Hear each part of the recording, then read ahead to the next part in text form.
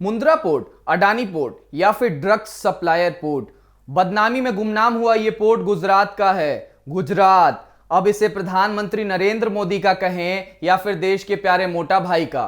खैर, कहा तो इसे भाजपाइयों का गढ़ भी जाता है।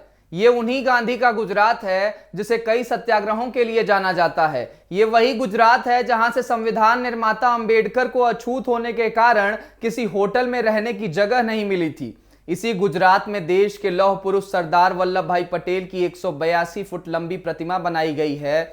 और ये वही गुजरात है जो हाल के कुछ सालों में देश में नशे का केंद्र बनता जा रहा है। गौतम अडानी की मुंद्रा पोर्ट पर आए दिन ड्रग्स तस्करी बढ़ते ही जा रही है। जब से केंद्र में भाजपा यानी भारतीय जनता पार्टी की सरकार आई है, उसके बाद से अडानी भी अमीरों की लिस्ट में ऊपर चढ़ते जा रहे हैं। और गुजरात में इस अडानी के पोर्ट पर ड्रग्स के असाइनमेंट की तादाद भी बढ़ते ही जा रही है। दूसरी तरफ इन ड्रग्स तस्करी के ऐसे मामले में कभी पुलिस किसी टिम्बर वाले को उठा ले जाती है तो कभी पीवीसी पाइप बनाने वाले को, लेकिन बंदरगाह के मालिक से कभी कोई पूछताछ नहीं होती। यह मुंद्रा बंदरगाह वही पोर्ट है जहां से 3000 किलो ड्रग्स बरामद हुई थी, जिसकी कीमत इंटरनेशनल मार्केट में लगभग 21,000 करोड़ बताई जाती है। आपको याद होगा अर्नब गोस्वामी का वो वीडियो जिसमें उन्होंने ड्रग्स दो ड्रग्स दो ड्रग्स दो की रट लगा रखी थी, पर वो किसी बड़े ड्रग्स असाइनमेंट के पकड़े जाने पर नहीं था, बल्कि सुशांत सिंह राजपूत मामले में रिया चक्रवर्ती के पास से मिली 100 ग्राम ड्रग्स पर एक टिप्पणी कर रहे थे।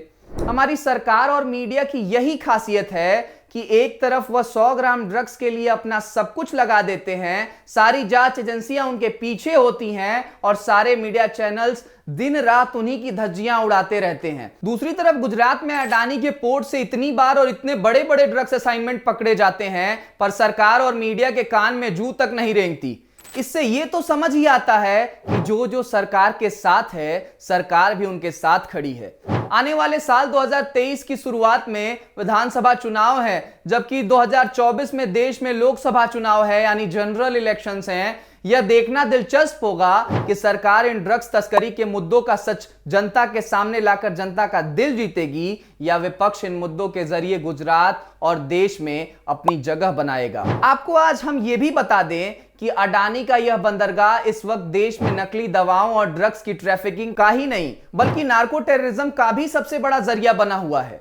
इसके बावजूद सरकार अडानी को नए बंदरगाह सौंपती जा रही है और नए टर्मिनल बनाने की इजाजत दे रही है। इन सभी चीजों को लेकर सरकार और अडानी समूह पर बहुत सारे सवाल उठते रहे हैं, पर जवाब ना ही सरकार देती है और ना ही अडानी समूह। एक सवाल इन ड्रग्स असाइनमेंट, अडानी समूह और सरकार से सीधा जुड़ा हुआ है कि आखिर इन ड्रग्स असाइनमेंट की जिम्मेदारी किसकी बनती है, सरकार की या अडानी समूह की।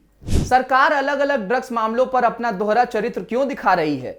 आइए सबसे पहले जान लेते हैं कि गुजरात में सिर्फ मुंद्रा पोर्ट से कितनी दफा ड्रग्स असाइनमेंट पकड़ा जा चुका है। मुंद्रा पोर्ट से कितनी दफा पकड़ा गया ड्रग्स असाइनमेंट, इसको जानने के लिए आपको इन आंकड़ों पर गौर करना चाहिए। 20 दिसंबर 2016 को अडानी के मुंद्रा पोर्ट पर आ रहे एक जहाज से श्रीलंका में 800 किलो कोकीन मिला। पिछले साल ही अडानी के हजीरा पोर्ट से 120 करोड़ की नशीली दवाएं बरामद की गई थी। इस ड्रग्स को आईएस ड्रग्स भी कहते हैं। आपको नाम से ही लग रहा होगा कि यह आतंकवादी संगठनों से जुड़ी हुई दवाइयां हैं। गुजरात के मुंद्रा पोर्ट पर पिछले साल सितंबर महीने में मुंद्रा बंदरगाह से 21,000 करोड़ रुपए की ड्रग्स बरामद हुई थी। गुजरात के ही मुंद्रा पोर्ट पर अफगानिस्तान से लाई गई 20 करोड़ रुपए की ड्रग्स बरामद की गई थी। बंदरगाह के पास से करीब 75.3 किलोग्राम हीरोइन जब्त की गई। 6 मई को खुफिया राजस्व निदेशालय यानी डीआरआई ने 17 करोड़ रुपए मूल्य की विदेशी ब्रांड की फिल्टर सिगरेट भी बरामद की थी। आखिर अडानी की तरफदारी क्यों कर रही है सरकार? इन सारे मामलों को देखकर इस बात का अंदाजा तो आपको लग ही गया होगा, गुजरात ड्रग्स का एपिसेंटर बन गया है और अडानी का मुंद्रा पोर्ट ड्रग्स तस्करी का अड्डा। केंद्र और गुजरात सरकार फिर भी इस पोर्ट और अडानी के खिलाफ कोई एक्शन लेती हुई नजर नहीं आ रही है। अडानी समूह ने एक बार इन ड्रग्स मामलों पर टिप्पणी करते हुए बोला था कि शिप से आ रहे कंटेनरों की जांच करने का अधिकार केवल सरकार और जांच एजेंसियों के पास है। यह हमारे अधिकार क्षेत्र से बाहर है।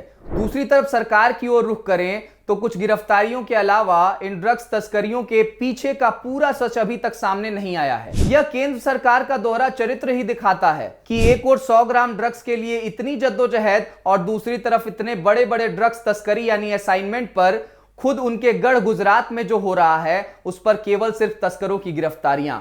आखिर केंद्र सरकार का इस देश की जनता के साथ यह कैसा न्याय है? गुजरात में साल 2023 की शुरुआत में विधानसभा चुनाव है तो 2024 में देश भर में लोकसभा चुनाव, पर केंद्र और गुजरात राज्य सरकार इन ड्रग्स मामलों पर कोई शिकंजा कसते नहीं दिख रही है। कांग्रेस नेता राहुल गांधी ने भी सरकार पर आरोप लगाया है कि गुजरात देश में ड्रग्स का केंद्र बन गया है, पर इसमें अडानी का नाम जुड़ा है तो सरकार भी बेफिक्र होकर बैठी हुई है।